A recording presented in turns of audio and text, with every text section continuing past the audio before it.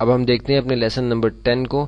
Lesson number 10 ہمارا understanding layers کا lesson ہے. وہ کہ ہم لیئر سے متعلق کافی ایکسرسائز پہلے سے کر چکے ہیں، لیکن اس کو پراپر طریقے سے انڈرسٹینڈ کرنا ضروری ہے تاکہ ہم اس کو مزید اچھے طریقے سے سمجھ سکیں اور اس کو اپنے کام میں استعمال کر سکیں.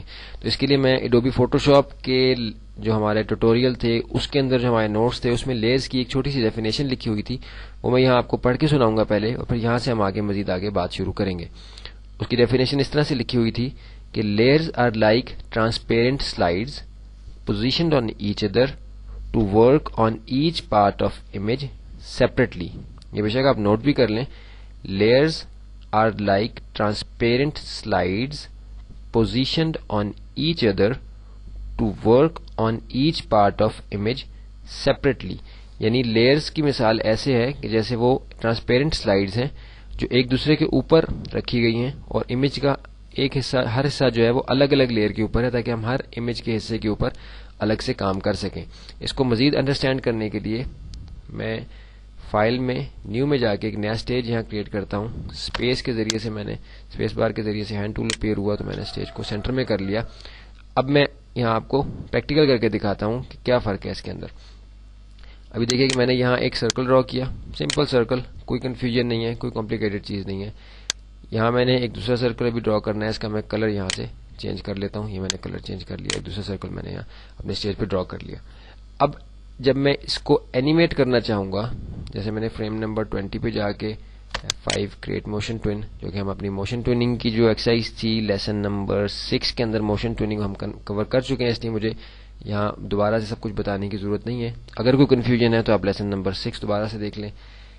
موو ٹول کے ذریعے سے میں نے اب دیکھیے کہ میں موو کیا، آپ کی اینیمیشن اپلائی ہوگی، ایک موومنٹ آپ کے آبجیکٹ کے اندر آ گئی، لیکن یہ سیپریٹلی موو نہیں ہو سکتے.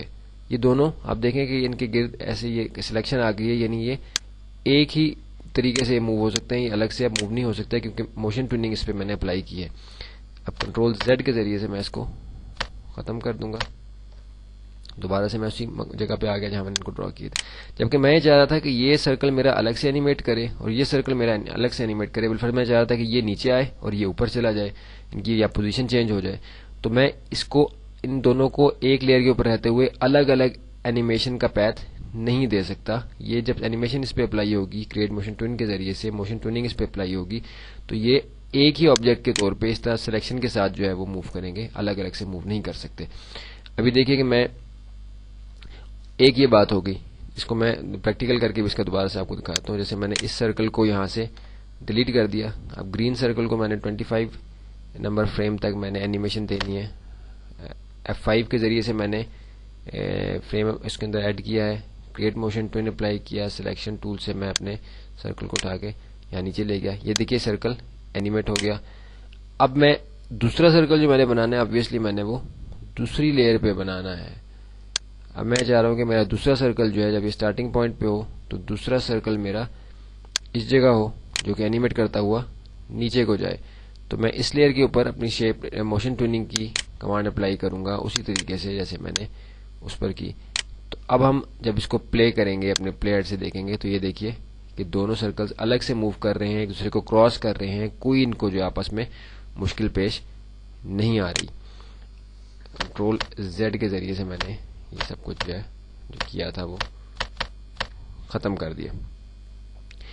ابھی دوسری چیز کیا ہے، اس کو بھی میں ڈیلیٹ کر دوں تاکہ میں شروع سے بات شروع کروں. جیسے ہم ایک لیئر کے اوپر ہیں، ایک بات ہوگی کہ دونوں آبجیکٹ الگ الگ سے اینیمیٹ نہیں کر سکتے جب تک کہ وہ ایک لیئر کے اوپر ہوں. ان کو ہم نے الگ الگ لیئر کے اوپر رکھنا ہے، ان کی الگ الگ موومنٹس، انڈیپینڈنٹ موومنٹس دینے کے لیے.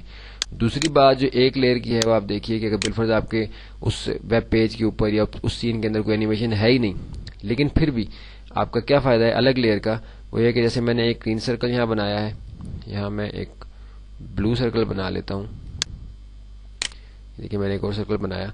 اب یہ دونوں سرکلز ایک لیئر کے اوپر ہیں، الگ الگ پڑے ہوئے ہیں، لیکن بالفرض ایسا ہوا کہ کسی موقع پہ میں نے یہ چاہا کہ میں اس سرکل کو ایسے دوسرے سرکل کے پاس رکھ دوں، اور بعد میں نے سوچا کہ نہیں، یہ سرکل اس جگہ ٹھیک نہیں، بلکہ اس کو واپس اپنی جگہ پہ ہی ہونا چاہیے تھا. تو اب اگر میں اس کو یہاں سے موو کروں گا، اب دیکھیے کہ کیا ہوگا. اب میں نے چھوڑا تھا، اب دیکھیے کہ اس آبجیکٹ کو اس نے اپنے اندر مرج کر دیا، یہ یہاں سے اس کے اس حصے کو اپنے ساتھ ہی واپس لے گیا، جو کہ اس میں سے ریٹریو نہیں ہو سکتا. تو یہ بھی ایک بڑا پرابلم ہے. دو آبجیکٹس کو اگر ہم ایک ساتھ رکھتے ہیں، میں اس جگہ اس کو رکھتا ہوں. اب اگر میں اس کو یہاں سے سلیکٹ کر کے ڈبل کلک سے میں نے واپس کیا تو آپ دیکھیں کہ اب اس آبجیکٹ کا وہ حصہ جو ہے وہ وہاں سے غائب ہو گیا. تو یہ دونوں انڈیپینڈنٹلی اگر ہم نے اس طرح سے رکھنے ہیں کہ یہ ایک دوسرے کو ڈیمیج نہ کریں. کنٹرول زیڈ کے ذریعے سے میں پیچھے جا رہا ہوں، اس لیے آپ کو آواز آ رہی کی بورڈ کی. تو اس کے لیے ضروری ہے کہ ہم ان آبجیکٹس کو الگ الگ رکھیں. اب میں اسی کام کو دوسری لیئر کے اوپر اپنا آبجیکٹ ڈرا کر کے، اپنا سرکل ڈرا کر کے آپ کو دکھاؤں گا. بلو سرکل اسی طریقے سے موو ٹول کے ذریعے سے. اب دیکھیے کہ میں نے ڈبل کلک سے اس کو ان سائڈ اور آؤٹ سائڈ اس کی سلیکٹ کی. اس سے پہلے ہم بتا چکے کہ ایک دفعہ سلیکٹ کرنے سے صرف آپ کا فل سلیکٹ ہوتا ہے اور دو دفعہ سلیکٹ کرنے سے آپ کی آؤٹ لائن بھی سلیکٹ ہو جاتی ہے. اب میں نے اس کو اسکرین سرکل کے اوپر رکھا. اب میں نے سوچا کہ نہیں، اس کو تو یہاں سے واپس کسی اور جگہ لے کے جانا ہے، بالفرض یہاں لے کے جانا ہے. تو اب دیکھیے کہ اس کو کوئی افیکٹ نہیں ہوا. بالفرض اس سرکل کو میں نے اس کے اوپر رکھا کیونکہ پچھلی لیئر کے اوپر یہ ہے تو اس لیے پیچھے ہی اپیئر ہوگا، یہ اس کے اوپر اپیئر نہیں ہوگا. اگر میں نے اس کو اس کے اوپر اپیئر کرانا ہے، گرین سرکل کو بلو سرکل کے اوپر لانا ہے، تو مجھے اپنی لیئر ڈریگ کر کے لیئر نمبر 3 جو بلو سرکل کی لیئر ہے اس کے اوپر لے کے جانی پڑے گی.